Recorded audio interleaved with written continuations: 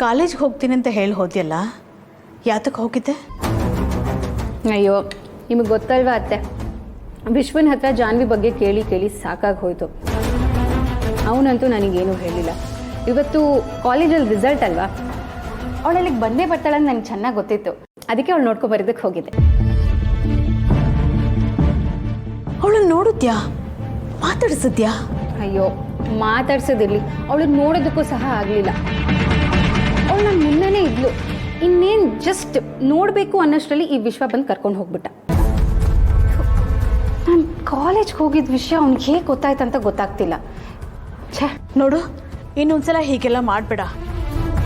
ಅವಳಿಗೆ ಮದುವೆ ಆಗಿದೆ, ಅವಳು ಗಂಡ ಜೊತೆಯಲ್ಲಿರ್ತಾನೆ. ನೀನು ಹೋಗಿ ಏನೇನೋ ಕೇಳೋದು, ಆಮೇಲೆ ಅವಳಿಗೇನಾದರೂ ತೊಂದರೆ ಆಗೋದು, ಇದೆಲ್ಲ ಬೇಕಾ ನಮಗೆ? ಅತ್ತೆ, ನಾನೇನು ಅವಳ ಲೈಫಲ್ಲಿ ತೊಂದರೆ ಕೊಡೋದಕ್ಕೆ ಹೋಗಲಿಲ್ಲ. ವಿಶ್ವನ್ ಹುಡುಗಿ ಹೇಗಿದ್ದಾಳೆ ಅನ್ನೋ ಕ್ಯೂರಿಯಾಸಿಟಿಯಲ್ಲಿ ನೋಡೋಕೆ ಹೋದೆ ಅಷ್ಟೇ.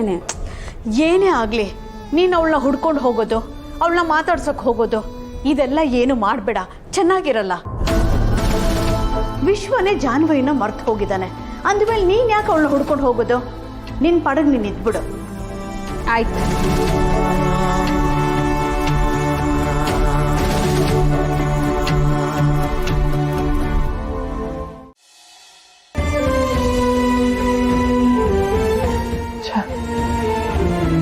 ಕಮ್ಲಿ ಬೇಜಾರು ಮಾಡ್ಕೊಂಡ್ಬಿಟ್ಟವಳಲ್ಲ, ಹೆಂಗ್ ಸಮಾಧಾನ ಮಾಡನೆ?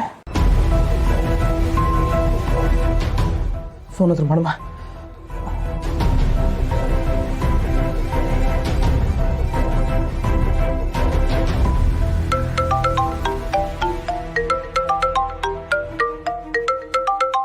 ಗೌಡ್ರ ಅಂಕಲ್ ಫೋನ್ ಮಾಡ್ತಿದ್ದಾರೆ.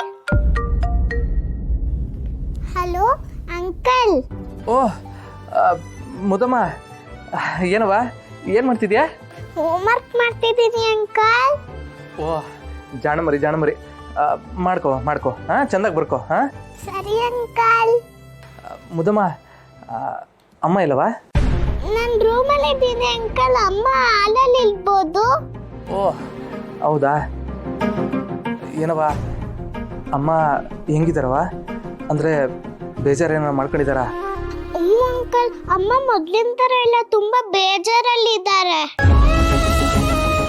ಮೊದ್ಲೆಲ್ಲ ನಂಗೆ ಕತೆ ಹೇಳೋರು, ಊಟ ಮಾಡಿಸೋರು. ಈಗ ನನ್ನ ಜೊತೆ ಸರಿಯಾಗಿ ಮಾತಾಡ್ತಿಲ್ಲ. ಯಾವಾಗ್ಲೂ ಬೇಜಾರಲ್ಲಿ ಕೂತಿರ್ತಾರೆ. ಹೌದೇನವ? ಅಂಕಲ್, ನೀವೇ ಅಮ್ಮ ಜೊತೆ ಮಾತಾಡಿ ಅವ್ರು ಖುಷಿ ಆಗಂಗ್ ಮಾಡಿ ಪ್ಲೀಸ್ ಅಂಕಲ್. ಸರಿ ಕಣವ, ನಾನು ಮಾತಾಡ್ತೀನಿ, ನೀನು ಚೆನ್ನಾಗಿ ಬರ್ಕೋ. ಹಾಂ ಸರಿ uncle. Good night. Good night.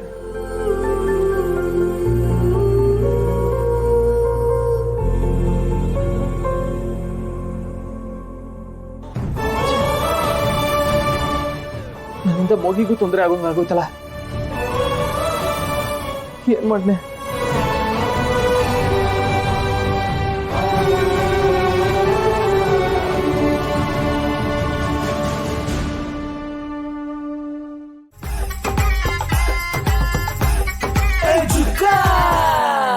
ಮನೆ ಕೆಲಸ ಎಲ್ಲಿವರೆಗೂ ಬಂತು? ಹಾಂ, ಆ ಮೇಸ್ತ್ರಿಗೆ ದುಡ್ಡು ಕೊಟ್ಟೆ ಕಣೆ. ಇನ್ನೇನು ಪಾಯ ಹಾಕಿದ್ರೆ ಆಯ್ತು. ಹೌದಾ ರೀ, ನನ್ನನ್ನು ಕರ್ಕೊಂಡೋಗ್ರಿ. ಮೇಸ್ತ್ರಿಗೆ ಹೇಳ್ತೀನಿ, ಈ ಸಿಮೆಂಟು ಜಲ್ಲಿ ಎತ್ಕೊಡಂಗಿದ್ರೆ ಎತ್ಕೊಡುವಂತೆ. ಒಂದಾಳಿನ ಸಂಬಳ ಹೊಡೆಯುತ್ತೆ.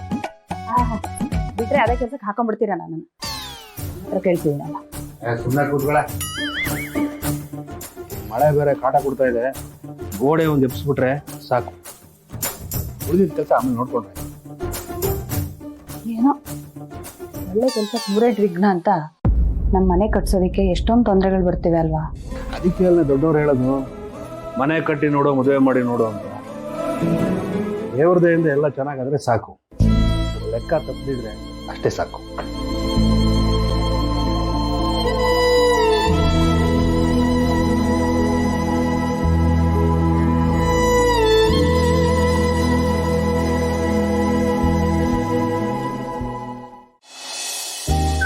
ಖುಷಿ, ಸ್ಕೂಲಲ್ಲಿ ಹುಷಾರು ಆಯ್ತಾ?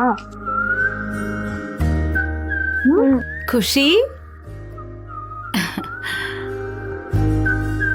ತಿಂಡಿ ತಿನ್ನು. ಅಜ್ಜಿ, ನಾನು ರೆಡಿ ಆಗ್ತಿದ್ದೀನಿ. ಹೌದಾ? ಎಷ್ಟು ಮುದ್ದ ಕಾಣಿಸ್ತಿದ್ದಾಳೆ ನಮ್ ಖುಷಿ. ಅಜ್ಜಿ ಇವತ್ ಭಾವನಮ್ಮ ಕೈಲಿ ತಿಂಡಿ ಮಾಡಿಸ್ಕೊಳ್ಳಾ? ಅಮ್ಮ ಸುಸ್ತಾಗಿದ್ದಾಳಮ್ಮ, ನಾನೇ ತಿನ್ನಿಸ್ತೀನಿ. ಪರವಾಗಿಲ್ಲ ಕೊಡಮ್ಮ, ನಾನು ತಿನ್ನಿಸ್ತೀನಿ. ಇಲ್ಲಮ್ಮ, ನಿನಗೆ ಸರಿಯಾಗಿ ನಿದ್ದೆ ಆಗಿಲ್ಲ, ಸುಸ್ತಾಗಿದ್ಯಾ, ನೀನ್ ಸ್ವಲ್ಪ ಮಲ್ಕೋ, ನಾನ್ ತಿನ್ನಿಸ್ತೀನಿ. ಪರವಾಗಿಲ್ಲಮ್ಮ, ಕೊಡು. ಖುಷಿ ಸರಿಯಾಗಿ ತಿನ್ಬೇಕು. ಭಾವನಮ್ಮ ನೀವೇನೋ ಮಾಡ್ತಿದ್ದೀರಾ? ಏನ್ ಪುಟ? ಯಾವಾಗ್ಲೂ ನಂಗೆ ಊಟ ಮಾಡಿಸುವ ಕತೆ ಹೇಳ್ತಿದ್ರೆ ಈಗ ಮರ್ತು ಬಿಟ್ರಾ? ನಾನು ಯಾವ ಕತೆ ಅಂತ ಹೇಳಲಿಕ್ಕಂದ, ನನ್ನ ಜೀವನನೇ ಒಂದು ದೊಡ್ಡ ಕತೆ ಆಗೋಗಿದೆ. ಭಾವನಮ್ಮ ಹಾ ಖುಷಿ, ಕತೆ ಹೇಳಿ ಭಾವನಮ್ಮ.